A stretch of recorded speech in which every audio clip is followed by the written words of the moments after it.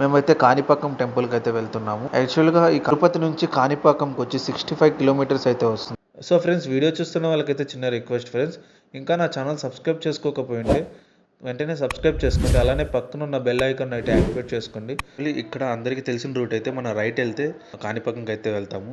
అలా కాకుండా ముందర మనము ఆ మట్టి రోడ్ అయితే ఉంటుందన్నమాట. సో ఇదైతే చాలా మందికి తెలియదు. సో ఆర్చ్ లోపలికి వెళ్తేనే మనకైతే కాణిపాకం ఎంటర్ అయిపోతాము. అయితే మనకి ఇక్కడ పార్కింగ్ ఛార్జెస్ అయితే కట్టాల్సి ఉంటుంది. దీని లోపలికైతే మ్యాక్సిమం అలౌ చేయరు. మేము వెళ్ళిన టైంకి అయితే ఇక్కడ గేట్స్ అయితే ఓపెన్లో ఉన్నాయి. సో ఆ గ్రామస్తులు అలానే చుట్టుపక్కల ఉన్న గ్రామస్తులు కొబ్బరికాయలు కొట్టడంతో అక్కడ ఆ కొబ్బరికాయ నీరు ఒక కాలువలాగా 1.5 ఎకరం అయితే పారింది.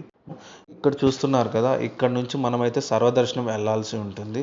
దానికి ముందుగా మనకైతే వివిధ రూపాల్లో అయితే మనకి వినాయక స్వామి దర్శనం అయితే ఇస్తారు. ఎవరైనా ఫుల్ వీడియో చూడడానికి ఇంట్రెస్ట్ అయితే కింద లింక్ ఉంటుంది, ఓపెన్ చేసి చూడండి.